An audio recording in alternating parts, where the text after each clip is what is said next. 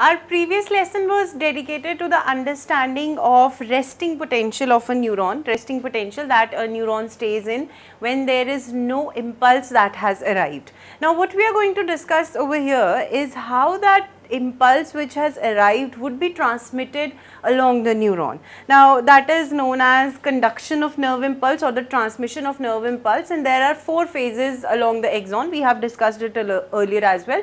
Now we are going to recall it. First of all, there has to be an initiation of the impulse, and please pay attention that whatever is going to be studied henceforth would be in terms of potential difference only, because neuron would understand that language itself. Now the initiation of the impulse would be change of charge and potentials, of course. Then that impulse would be transmitted, and that too again would be according to the potential differences and the charge flow that would take place. Then there is transfer to target muscle or the nerve, and then there is effect on the target tissue. Now we have to recall the structure of axon. It is something like this. This time we are going to consider a more thicker version, because this is the exoplasm and this is exolemma. We have read in detail the structure of neural cell, so I need not to repeat it yet. Just for your understanding, the membrane that surrounds the neuron's main stalk-like axon is known as exolemma. The inner part is known as exoplasm. Because this is a membrane, it is having a fluid mosaic structure. So we are going to see a little bit magnified version so that we see what is a trigger zone, how does action potential begin, how does it move further. So what we have over here is a voltage gated channel for sodium and a voltage gated channel for potassium as well. Now this voltage gated channel would open up whenever there is an impulse, or the other word for nerve impulse happens to be spike. Please remember, spike is the other name for nerve impulse. So this is what exolemma looks like. There are voltage gated channels. There is concentration of sodium ion outside, lots of sodium ions and lesser potassium, and more potassium and yet lesser sodium inside. That you need to remember, that because the permeability preference of the membrane is such that K positive, the membrane is more permeable to K positive as compared to sodium, and in order to maintain the resting potential, that is positive outside and negative inside, there are electrogenic pumps which allow 3 sodium to come out and 2 potassium to go inside. Those are known as electrogenic pumps, and then there are voltage gated channels. Now what happens is that whenever there is initiation of impulse, that at the trigger zone, now another term comes into scene, that is trigger zone. What is a trigger zone? It is the place on axon membrane where voltage gated channels are clustered. So what you would find is there would be more voltage gated channels present at a place that would be known as trigger zone. From that trigger zone, the impulse would be generated.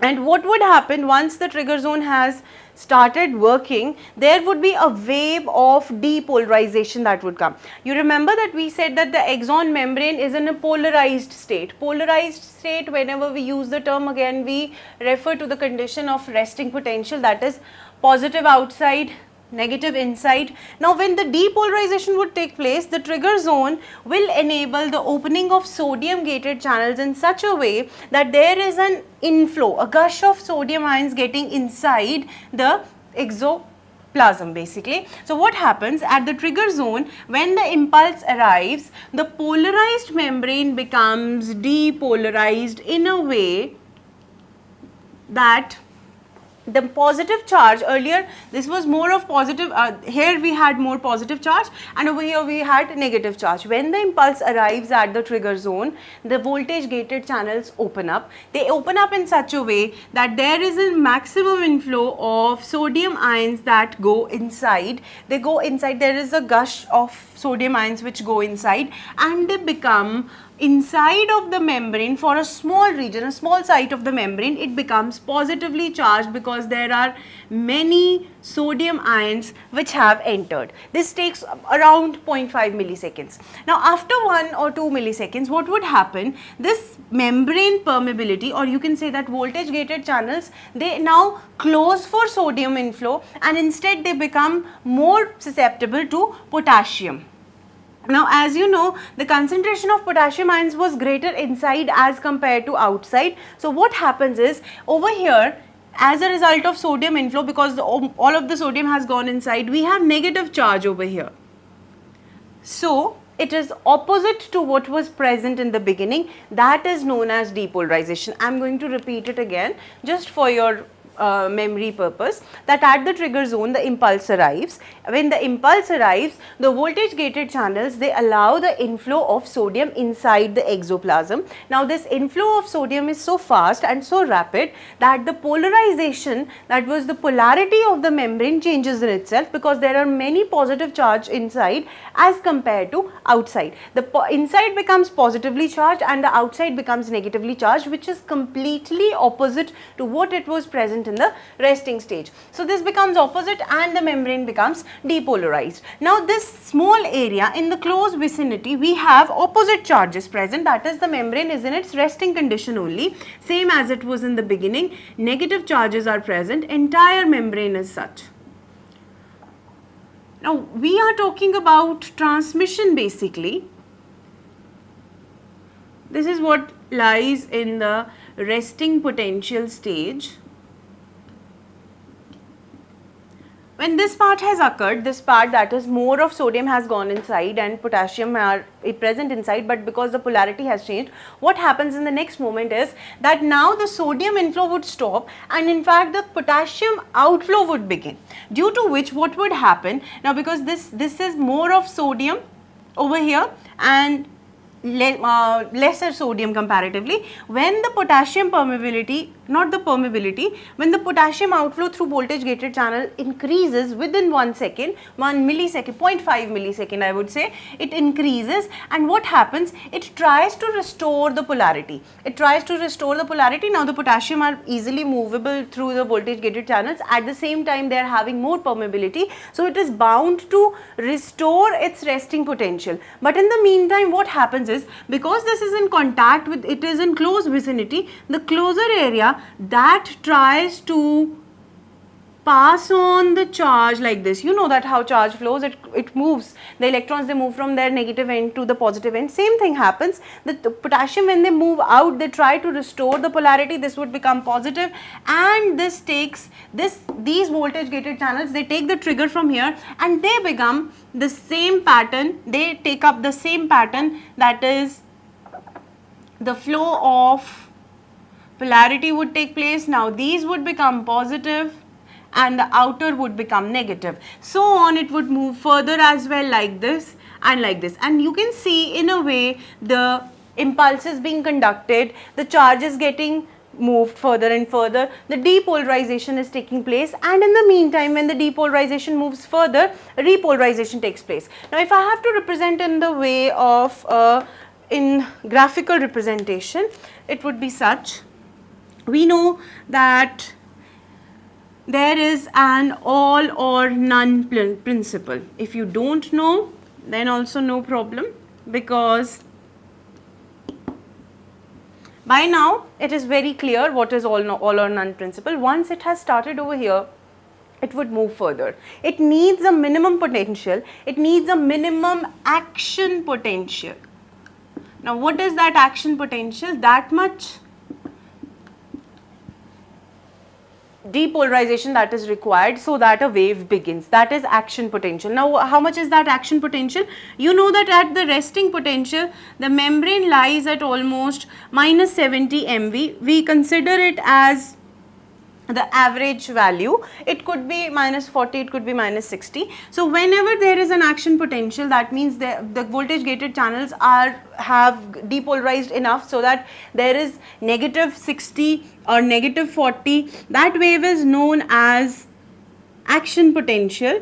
Now it would go up to around positive 30, then it would come to the time of little bit of repolarization, and then again it would reach over here. From here there would be another wave. So this is what is the representation of action potential. This action potential refers to the condition, this is action potential basically. This action potential refers to the condition when the inside is positively charged and outside is negatively charged. That is totally opposite. It is around 30 millivolts, that is positive 30 millivolts. Over here we would have a value 0. Now this represents the polarization. This is the resting potential. Now from here we have the wave of polarization. The polarization has begun. That means the voltage gated channels are enabling the flow of sodium inside. At this stage the flow is such that there is maximum charge that could be attained, that is the positive charge inside the exoplasm has come. This is known as action potential. Now at this stage what would happen? Potassium gated channels would come into being, the same gated channels, but the potassium would be flowing out, due to which the repolarization wave would start. That means they are coming back to their resting stage. Now what happens? This can go further more negative in order to restore the resting potential due to the permeability. This part, that is hyperpolarization. Hyperpolarization refers to the condition where the negative charge inside the membrane exceeds what is the average value that we are taking, that is minus 70 millivolts. This is around 60, minus 60.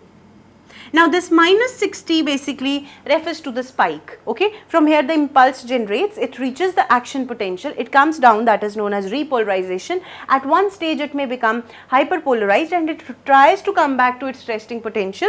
This hyperpolarization is a result of the gated channels which are working in favor of potassium, at the same time the membrane permeability that is in the favor of potassium, and at the same time the electrogenic pumps which are more favorable to the inflow of potassium as compared to the inflow of sodium. So this brings about hyperpolarization. Once the hyperpolarization has been achieved, then it becomes repolarized again. So this is all about the conduction of nerve impulse. I hope I am quite clear with what I am trying to tell is that basically once this potential has been achieved, the voltage gated channels, they would open up and all or none principle would be started. That means if you have given enough potential that opens up the gate, it would open up the gates and then the gates would follow the entire action potential curve that is seen over here, and then it would be repolarized again. Whenever the impulse is moving further and further, the initial part that was involved in the impulse, that took up the impulse basically, that would come back to its repolarization state, so that another impulse that can come, that could be taken up. So this is all about the conduction. Basically it is like current only. We just have to understand that how the positive and negative charge, how the polarized condition gets opposite, how the polarized state of neuron gets depolarized. So there are two factors in it. One is the trigger zone that takes up the impulse that comes over there, then there is action potential generation, then the action potential is moving further and further and further, and that is basically the crux of conduction of nerve impulse.